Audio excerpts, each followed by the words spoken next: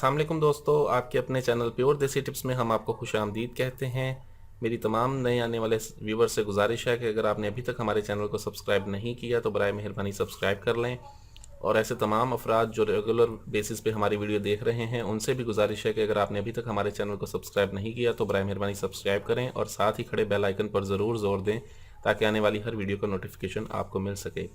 दोस्तों, आज का हमारा नुस्खा ख़ास तौर पर लंबाई और मोटाई के लिए है।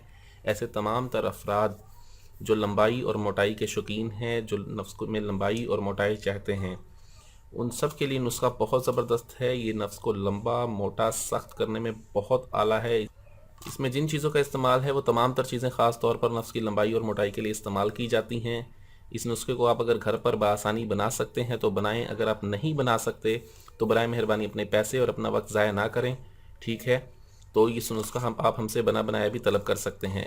एक और बात मैं कहना चाहता हूँ कि बहुत से लोग वीडियो देखते हैं, वीडियो में नंबर देख के वीडियो पूरी नहीं देखते, वीडियो बंद कर देते हैं और हमसे कहते हैं कि हकीम साहब आप कोई नुस्खा बता दें।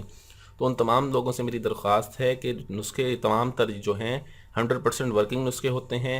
इनको आप देखें मुकम्मल। चीज़ें दिखाने का मकसद यही होता है ताकि आपको जड़ी बूटियों की पहचान हो जाए, चीज़ों की पहचान हो जाए। फ़ोन पर या व्हाट्सएप पर जब आप कहते हैं कि नुस्खा बता दें, हम बता भी देते हैं। जब हम यूट्यूब पर बताते हैं तो हम वहाँ पर भी बता सकते हैं। नुस्खा बताने में हमें कोई हर्ज नहीं है। मसला सिर्फ ये होता है कि हम वहाँ पर नुस्खा बता दें, आपको चीज़ों के नाम लिख के दे दें, ठीक है। आपको जो पंसार वाला है, जो चीज़ें हमने लिख के दी हैं वो ना दे, चीज़ें बदल के दे दे। आप उस नुस्खे को बनाएं। अगर आपको कोई नुकसान हो जाता है तो उस सूरत में आप कहेंगे हकीम साहब आपने नुस्खा लिख के दिया था, हमारा नुकसान हो गया।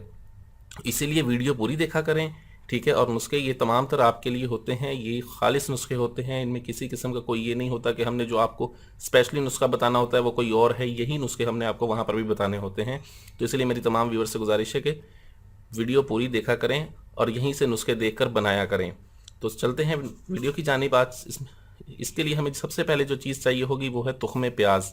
ये देखें, ये तुख्मे प्याज है। तुख्मे प्याज का हम इसमें इस्तेमाल करेंगे 1 तोला। ये तुख्मे प्याज है, इनका हमें इसमें इस्तेमाल करना है 1 तोला। इसको लेकर हमने 1 तोला तुख्मे प्याज को लेकर हमने इनका सफ़ूफ बना लेना है, ठीक है, और अलग रखना है, ठीक है। दूसरे नंबर पर हमारे पास माल कंगनी है। माल कंगनी का हमने इस्तेमाल करना है 1 तोला। खरातीन है हमारे पास, खरातीन का हम इसमें इस्तेमाल करेंगे 2 तोला। असगन नागोड़ी है, असगन नागोड़ी का हम इसमें इस्तेमाल करेंगे 2 तोला। बेर बहुटी है हमारे पास, बेर बहुटी का हमने इसमें इस्तेमाल करना है 2 तोला। जौंग का हम इसमें इस्तेमाल करेंगे 2 तोला। मगज़े जायफल यानी कि जायफल के छिलके हमने उतार के फेंक देने हैं, हमने सिर्फ जायफल के अंदर के बीज लेने हैं 1 तोला। जवात्री लेनी है हमने 1 तोला। लौंग 1 तोला और पिपली मग्घा जिसे कहते हैं ये भी हमने लेनी है 1 तोला।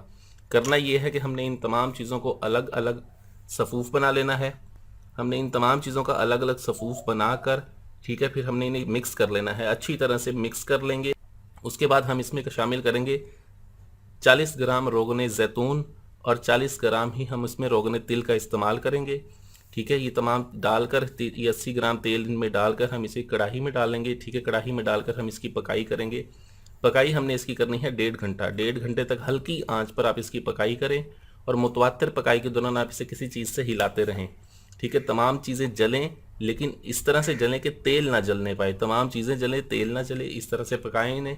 पका के छान के इसे महफूज कर लें, ठीक है। ये आपके जब महफूज हो जाएगा, रोज़ाना रात को इसका इस्तेमाल करें। लंबाई और मोटाई के लिए बहुत ज़बरदस्त है। वीडियो अच्छी लगी हो तो इसे लाइक, शेयर और कमेंट ज़रूर करें। मुझे अगली वीडियो तक के लिए इजाज़त दें। अपनी सेहत का बहुत ख्याल रखें। शुक्रिया। अल्लाह हाफिज़।